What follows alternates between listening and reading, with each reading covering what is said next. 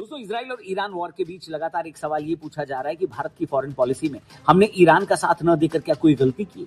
देश के ऑपोजिशन से लेकर सरकार का विरोध करने वाले लोग पूछ रहे हैं कि ईरान के सुप्रीम लीडर के मारे जाने के बाद देश के प्रधानमंत्री को कुछ तो कहना चाहिए था, कंडेम करना चाहिए था, शोक व्यक्त करना चाहिए था, ईरान के सपोर्ट में आना चाहिए था। अब देखिए, ईरान के सपोर्ट में क्या भारत है?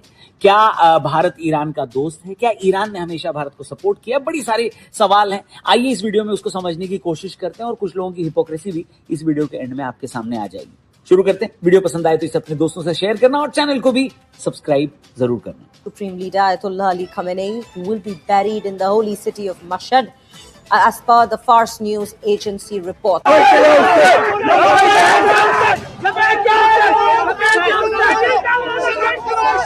दोस्तों, 1947 में ईरान ने पाकिस्तान को एक देश के रूप में रिकॉग्नाइज किया था, रिकॉग्निशन दिया था। शुरुआत से ही ईरान भारत के स्ट्रैटेजिक पॉइंट्स पर हमारा उतना बड़ा साथी नहीं रहा है। 1979 में इस्लामिक रेवोल्यूशन आने के बाद भी ईरान का वो स्टैंड बदला नहीं है। जहां एक तरफ दोनों देश शाहबार पोर्ट और एनर्जी फील्ड में स्ट्रैटेजिक साझेदार हैं, वहीं दूसरी तरफ 1979 की इस्लामिक रेवोल्यूशन के बाद कई ऐसे मौके आए जब ईरान ने कश्मीर, भारतीय मुसलमानों और पाकिस्तान के साथ अपने रिलेशन को लेकर भारत के इंटरेस्ट के खिलाफ रुख अपनाया, स्टैंड लिया।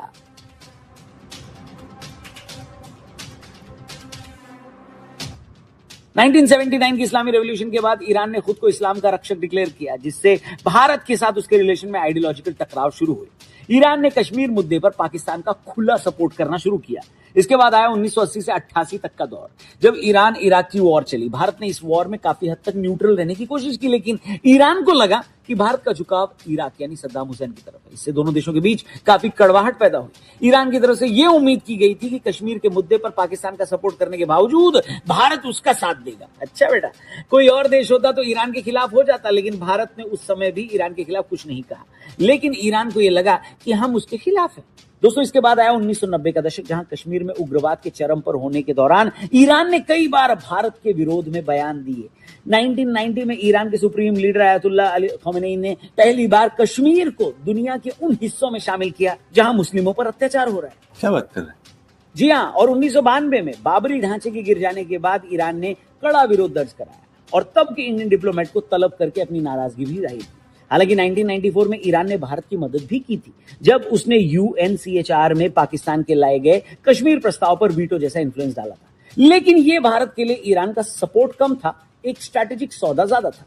इसके बाद आया दोस्तों 2000 से 2010 का दशक। न्यूक्लियर मुद्दे पर भारत घिरा हुआ दिख रहा था। भारत ने international nuclear energy agency IAEA में ईरान के न्यूक्लियर प्रोग्राम के खिलाफ वोट दिया। इसके बाद ईरान ने भारत को नॉन ट्रस्टवर्दी दोस्त करार दिया और कई गैस पाइपलाइन समझौतों को ठंडे बस्ते में डाल दिया। साल 2010 में आयतुल्लाह खमेनी ने अपने ईद के मैसेज में कश्मीरियों को फ्रीडम फाइटर्स बताया और उनकी तुलना फिलिस्तीन और अफगानिस्तान के लोगों से की। भारत ने इसके विरोध में ईरानी राजदूत को तलब भी किया था। फिर दोस्तों आया साल 2013। ईरान ने भारत के एक बड़े तेल टैंकर एम्प्टी देश शांति को गल्फ में रोक लिया था। ऑफिशियली इसे पोल्यूशन का मुद्दा बताया गया, लेकिन एक्सपर्ट्स ने इसे डिप्लोमेटिक दबाव माना। इसके बाद साल 2019 आया, जब ईरान ने कश्मीर में आर्टिकल 370 एब्रोगेशन के बाद भारत के इंटरनल मुद्दों पर बोलना शुरू किया। जम्मू कश्मीर से स्पेशल स्टेटस हटाए जाने के बाद ईरान ने कड़ी प्रतिक्रिया दी। आयतुल्लाह खमेनी ने ट्वीट करके भारत सरकार से कश्मीर के मुसलमानों के लिए जस्टिस पॉलिसी अपनाने की मांग की। सितंबर 2024 में खमेनी ने एक सोशल मीडिया पोस्ट में भारत के माइनॉरिटी की तुलना गाजा और म्यांमार के मुसलमानों से की थी। उन्होंने कहा कि अगर हम भारत में मुस्लिमों के दर्द से बेखबर हैं, तो हम खुद को मुस्लिम नहीं कह सकते। यानी दोस्तों, ये सब बताने के पीछे मकसद यही था कि भारत की आजादी से लेकर अब तक हमको ये साफ दिखता रहा है कि ईरान ने खुद की आइडियोलॉजी को भारत के हितों से ऊपर रखा है। ईरान भारत को एक देश के रूप में कम सपोर्ट करता था और देश के अंदर रह रहे मुसलमानों के प्रति उसकी अटेंशन, उसकी संवेदना हमेशा ज्यादा रही। बात तो सही है। पर फिर भी भारत हमेशा से एक डिप्लोमेटिक रिश्ते को इंपॉर्टेंस देते हुए लार्जर विजन पर काम करता रहा। आज कुछ लोग कह रहे हैं कि पीएम मोदी ने ईरान के सुप्रीम लीडर की मौत पर कुछ क्यों नहीं कहा। उनको याद दिला दें कि मई 2024 में जब ईरान के प्रेसिडेंट की डेथ हुई थी, मृत्यु हुई थी, तब भारत सरकार ने, प्राइम मिनिस्टर मोदी ने, सबने शोक भी प्रकट किया था और ईरान का साथ भी दिया था ऐसी दुख की घड़ी में। यानी एक कॉन्स्टिट्यूशनल पोस्ट पर बैठे इंसान के लिए भारत ने भी शोक जताया और प्राइम मिनिस्टर मोदी ने भी। वहीं दूसरी तरफ जब कोई रिलीजियस लीडर मरता है तो उसके लिए शोक जताना न तो भारत के लिए कोई मजबूरी थी और न ही प्राइम मिनिस्टर मोदी के लिए। इसलिए इस पर हल्ला मचाना कि कुछ नहीं कहा, शोक नहीं मनाया, ये सब बकवास है। हल्ला मत काटो, चुप रहो, ठीक है। वहीं दूसरी तरफ दोस्तों सोशल मीडिया पर ईरान के सुप्रीम लीडर की मौत पर रोने धोने के कई वीडियोस वायरल हैं। भारत के अलग अलग हिस्सों से लोग रोते हुए, प्रदर्शन करते हुए और खमेनी को अपना सब कुछ बताते हुए रो रहे हैं, चिल्ला रहे हैं, शोक मना रहे हैं। देखिए, वैसे तो आपको पूरा अधिकार है किसी के लिए भी शोक प्रकट करने का, रोने का, लेकिन ईरान के सुप्रीम लीडर के लिए रोना, वो भी भारत में रहकर, ऐसे ही लोगों के लिए मोदी जी ने कहा था, क्या कहा था?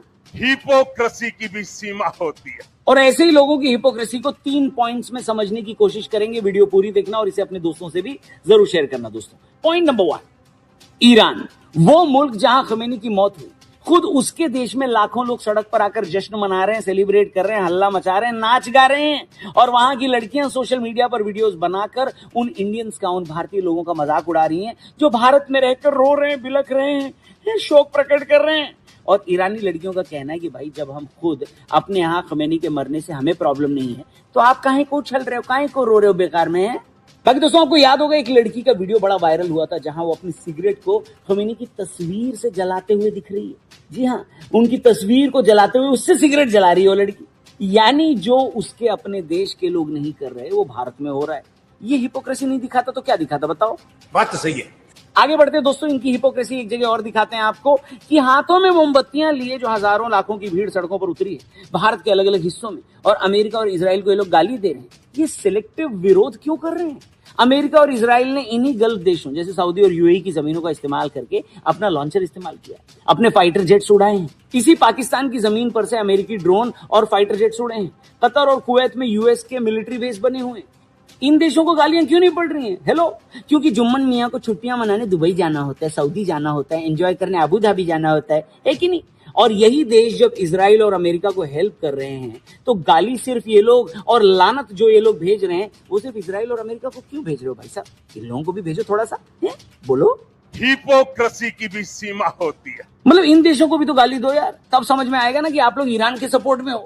ईरान तो इस बात को लेकर बिल्कुल क्लियर है कि ये सारे अरब नेशंस उसके सपोर्ट में नहीं है। यही वजह है कि उनकी जमीन पर ईरान अपने मिसाइल से मन भर सेवा भी कर रहा है, पर हमारे यहाँ के लोग रायता फैला रहे हैं, आंसू बहा रहे हैं। क्या करें इनका, बताइए? बात तो सही है। वहीं इनकी तीसरी हिपोक्रेसी की बात करें तो ये जितने लोग आज सड़क पर उतरे हैं, शोक मना रहे हैं, ये लोग तब कहां थे जब भारत के मासूम लोगों को धर्म पूछकर पहलगाम में मार दिया गया था? तब इनमें से कोई भी सड़क पर कैंडल लेकर आया क्या? न इनमें से ज्यादातर ने पाकिस्तान के खिलाफ वो गुस्सा दिखाया जो आज इजराइल के खिलाफ ये लोग दिखा रहे हैं। एक मैडम तो उनको मारने के लिए मोदी जी से परमिशन भी मांग रही है। इनका भी वीडियो वायरल हुआ, दिखाओ भाई। मुझे एक बार मोदी जी कहते कि यहाँ से चले जाओ, मैं आपको इजाजत दे रहा हूँ, और मुझे ईरान बुला ले, मैं यहाँ से ट्रम्प को, नेतन्याहू को मारने के लिए जरूर जाऊंगी। ये तब क्यों नहीं कही कि भैया मैं पाकिस्तान जाके मासूम लोगों की मौत का बदला लेना चाहती हूँ, मेरे को परमिशन दे दो? पर ईरान का बदला लेने के लिए एकदम तैयार खड़ी है। और ऐसे लाखों लोग जो ईरान के हमदर्द बने, लेकिन भारत के लोगों के लिए इनका दर्द क्यों गायब हो जाता है, ये एक मेन सवाल है। जवाब है आपके पास दोस्तों। हिपोक्रेसी की भी सीमा होती है। मैं तो कहता हूं ऐसे 2-4 दर्जन लोगों को ना सचमुच ईरान भेज देना चाहिए उनकी हेल्प के लिए। मोदी जी, अगर आप सुन रहे हैं, हमारा वीडियो देख रहे हैं, तो प्लीज हम हाथ जोड़ के आपसे विनती करते हैं कि इनको जल्दी से ईरान भेजिए, वहां इनकी बहुत ज्यादा जरूरत है। और मैं मैडम से कहना चाहूंगा कि आप मोदी जी की परमिशन का वेट मत करें खाला, बिल्कुल ना करें। आप अपने आप पैदल निकलने तुरंत, ईरान आपका वेट कर रहा है, इंतजार कर रहा है। यहां टाइम वेस्ट करने का कोई फायदा नहीं है, तुरंत निकल जाएं। बाकी ऐसे तमाम लोगों से मैं यही कहना चाहूंगा कि या तो अपने देश से प्यार करें, जहां आप रह रहे हैं अपने देश से प्यार करें, या जिस देश से आप प्यार करते हैं वहां जाके बस जाएं। इससे सिंपल क्या होगा, बताइए सोल्यूशन है? काहे को यहाँ रोना धोना मचाना, हेलो, खत्म। बाकी दोस्तों, आप लोग भी बताइए, चाय से ज्यादा केटली गरम, ईरान से ज्यादा इंडिया में लोग नरम? ऐसे लोगों के लिए 2 शब्द कमेंट बॉक्स में जरूर लिखिएगा, और चैनल को भी सब्सक्राइब करिएगा। वीडियो पसंद आई हो तो इसे अपने दोस्तों से भी जरूर शेयर करिएगा। जय हिंद।